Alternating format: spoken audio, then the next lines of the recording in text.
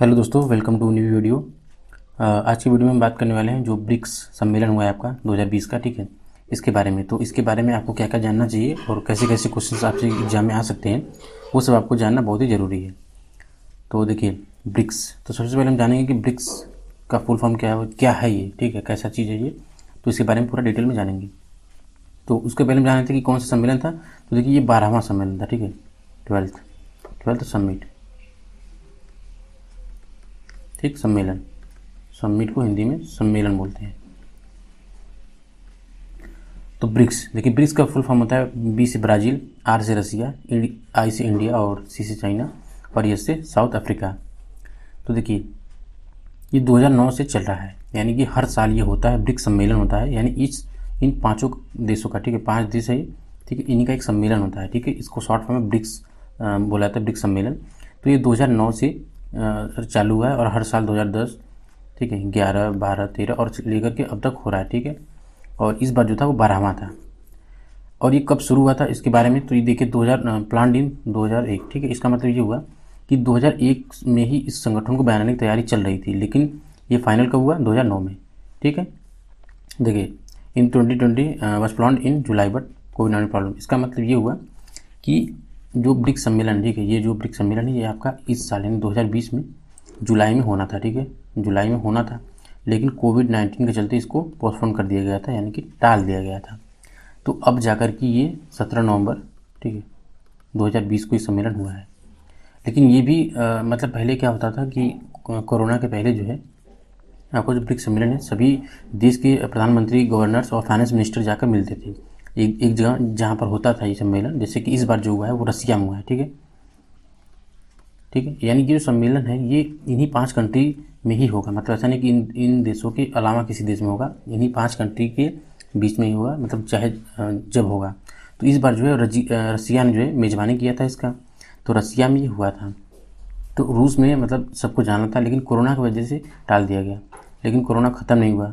तो इस वजह से रसिया में जो होना था वो तो हुआ ही, लेकिन ये वर्चुअली हुआ है, ठीक है, वर्चुअली। मतलब ये हुआ कि सभी देश के प्रधानमंत्री लोग ऑनलाइन थे, ठीक है, ऑनलाइन प्लेटफॉर्म पर वीडियो कॉन्फ्रेंसिंग के द्वारा इस पर ब्रिक्स सम्मेलन हुआ है, ठीक है। मतलब कोई भी गया नहीं है, मेज़बानी रसिया नहीं किया है। क्वेश्चन देखिए आता है कि 12वां ब्रिक्स सम्मेलन, ठीक है, और 2020 का मेज़बानी किसने किया, तो रसिया ने किया था। तो कैसे हुआ था ये, तो देखिए वर्चुअली कंडक्टेड हुआ था और प्रेसिडेंटी बाई रसिया, मैंने आपको बता दिया। उसके बाद जो देखिए 2009 में हुआ था पहली बार ना, वो भी रसिया ने ही पहली बार कराया था, ठीक है, पहली बार रसिया ने ही मेज़बानी किया था इसका। तो ये भी क्वेश्चन आते हैं कि जो पहली बार ब्रिक्स सम्मेलन हुआ था उसका मेज़बानी किसने किया था, तो रसिया ने किया था। अब यहाँ पर देखिए इंटरेस्टिंग बात ये है कि जो साउथ अफ्रीका है ये ना, ये आपका 2010 में ज्वाइन किया था, ठीक है। ये जो 2009 है, ठीक है, यहाँ पर समझिए थोड़ा सा कि 2009 में जो है आपका ये जो संगठन था ये केवल इतना था, BRIC, ठीक है, ब्रिक, ये यस नहीं था। क्यों? क्योंकि साउथ अफ्रीका ने 2010 में ज्वाइन किया इसको, यानी 2009 तक ब्राज़ील, रसिया, इंडिया और चाइना थे, लेकिन 2010 में फिर साउथ अफ्रीका ने ज्वाइन किया, तब जाकर के ये ब्रिक्स हो गया, ठीक है।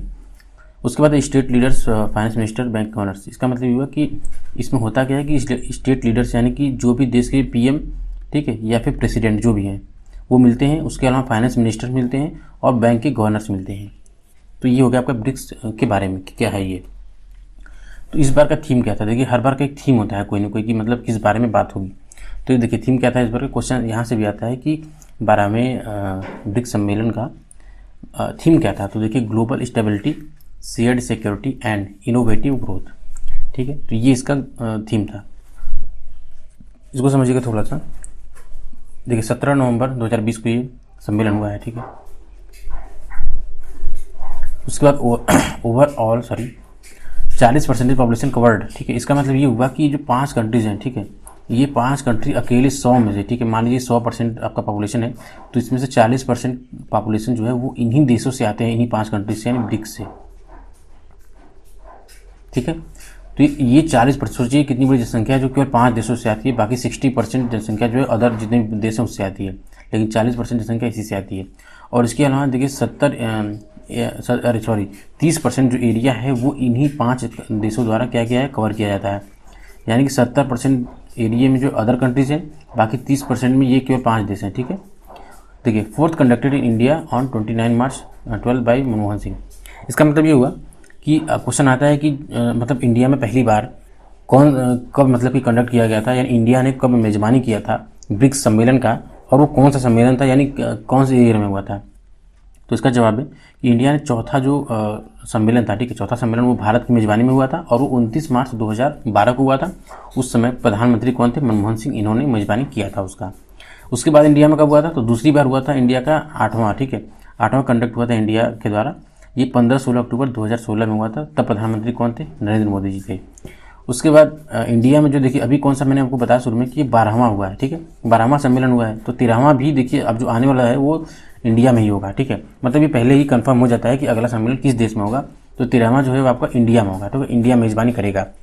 उसके बाद देखिए इसमें थोड़ा सा खास बात ये हुआ कि चाइना मस्ट इकोनॉमिक ग्रोथ, यानी कि जो आपका ये ब्रिक्स कंट्रीज़ है, ठीक है, ब्रिक्स कंट्रीज़ है, इसमें सबसे अधिक इकोनॉमिक ग्रोथ चाइना की हुई है, ठीक है। कोरोना की वजह से सभी देश डाउन गए हैं, ठीक है, रसिया, इंडिया और साउथ अफ्रीका, लेकिन चाइना ने यहाँ पर अप मारी है, ठीक है। तो चाइना ने इन 5 देशों में सबसे ज़्यादा तगड़ी मतलब कि इकोनॉमिक ग्रोथ की है। तो इसको डाटा समझते हैं। देखिए जीडीपी या ब्रिक्स क्या है। देखिए चाइना अकेले जो है ये देखिए चीन का है, ठीक है, चाइना का ये है अकेले, वो क्या है 67% जो है जीडीपी अकेले कवर करता है ये, यानी कि ये 5 देशों में से अकेले चाइना का 67% है। उसके बाद थोड़ा सा राहत बात की बात ये है कि इंडिया हमारा दूसरे स्थान पर आता है, ठीक है, दूसरे स्थान पर नहीं, लेकिन हालांकि इसके मामले में तो बहुत ही कम है चाइना के, लेकिन दूसरे स्थान पर है इंडिया इस 5 देशों में 14% के साथ, ठीक है। तो 14% इंडिया का है। उसके बाद ये है आपका रसिया का, ठीक है, रसिया का 8% है। उसके बाद ब्राज़ील का है 9%, और उसके बाद आपका ये है साउथ अफ्रीका का सबसे कम है। तो आप आंकड़े देख सकते हैं कि चाइना हमसे कितना आगे है, ठीक है, कई गुना आगे हमारा उसका जीडीपी हमसे है, और हमारा सिर्फ 14% शेयर है। उसके बाद रसिया, उसके बाद ब्राज़ील है, फिर रसिया है, फिर उसके बाद साउथ अफ्रीका है। तो आगे देखिए हमारे प्रधानमंत्री ने कौन कौन से टॉपिक उठाए इस सम्मेलन में, ठीक है। तो ये कोरोना पैंडेमिक, इसका मतलब ये है कि कोरोना को लेकर उन्होंने जो है कि इसमें बात उठाई कि मतलब कोरोना जो है तेज़ी से फैला या फिर जो भी इंडिया ने उनका डट कर सामना किया और इंडिया में कैपेबिलिटी है, ठीक है। उन्होंने कहा कि इंडिया में कैपेबिलिटी है कि हम लोग कोरोना की वैक्सीन को बना सकते हैं, और यदि कोई अदर कंट्रीज बना भी लेती है तो हम लोग की क्षमता है कि हम लोग उसको अपने देश में बहुत जल्दी से जल्दी उसको डिस्ट्रीब्यूट करने की क्षमता रखते हैं। ये सब मतलब इन सब चीज़ों को लेकर उन्होंने बात रखा। उसके बाद उन्होंने दूसरी बात रखी ये कि टेररिज्म एंड शेल्टर, यानी उन्होंने इनडायरेक्टली जो है कि चीन के सामने पाकिस्तान को चेतावनी दी और ये बोला भी कि जो भी देश जो है कि आतंकवाद को बढ़ावा देते हैं या उनको पनाह देते हैं, सभी देशों को खुलकर उसके खिलाफ बोलना चाहिए, ठीक है। उन्होंने चीन को एक तरह से बोला, क्योंकि चीन आप जानते हैं कि इनडायरेक्टली जो है कि पाकिस्तान को समर्थन देता है। तो उन्होंने ये बोला कि अगर आप जानते हैं कि जिस देश में आतंकवाद है तो उसके खिलाफ आप खुलकर बोलिए कि हाँ ये देश आतंकवादी को पनाह देता है। और उसके बाद एनर्जी पर बात हुआ कि एनर्जी मतलब भविष्य का एनर्जी क्या होगा, जैसे पेट्रोल वगैरह आपका डीजल है तो सब खत्म हो रहे हैं, तो इसलिए एनर्जी पर भी बात हुआ कि आगे की एनर्जी को कैसे सेव किया जाए और बाकी एनर्जी के सोर्सेज क्या हैं। और एक खास बात इस सम्मेलन में ये हुआ कि रशियन के जो प्रेसिडेंट थे उन्होंने कहा कि there is always a black sheep in family. इसका मतलब हुआ कि मतलब फैमिली में एक काला भेड़िया जो है भेड़ जो है रहता है। तो ये इन्होंने चाइना के लिए कहा है। जब प्रधानमंत्री ने ये टेररिज्म और शेल्टर की बात कही कि मतलब शेल्टर जो मिलती है और उसके खिलाफ बोलना चाहिए, तो आप सभी को पता है कि चाइना अच्छे से जानता है कि पाकिस्तान ऐसा करता है, लेकिन पाकिस्तान के खिलाफ कभी चाइना जो है बोलता नहीं है।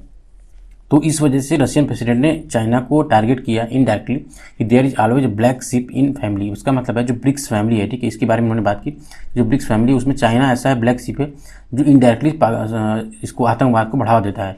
क्योंकि आप सभी लोग जानते हैं कि एशिया में, ठीक है, एशिया में सबसे ज़्यादा ग्रोथ करने वाला जो कंट्री है वो चाइना है। मतलब चाइना बहुत तेज़ी से ग्रोथ कर रहा है और ये चाहता है कि हम ग्रोथ करें तो हमारे नीचे ही सब रहें। तो इस वजह से ये जो है इनडायरेक्टली आतंकवाद को बढ़ावा देता है ताकि अदर कंट्रीज़ पर इसका प्रभाव पड़े, लेकिन ये अपनी ग्रोथ को बढ़त जो है बनाए रखता है। तो इसलिए ये पाकिस्तान के खिलाफ बोलता भी नहीं है।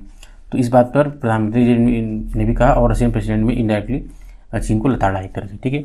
तो ये आपकी इंपॉर्टेंट चीज़ है। अगर इसमें आपको कुछ भी नहीं समझ में आया हो तो कमेंट करके बताइएगा। वीडियो पसंद आएगी तो लाइक कीजिएगा, नए होंगे तो चैनल को सब्सक्राइब कर लीजिएगा, और यदि आप यूपीएससी की तैयारी करते हैं तो डेफिनेटली मेरे चैनल को सब्सक्राइब कर लीजिएगा। मिलेंगे अगले वीडियो में, तब तक के लिए धन्यवाद।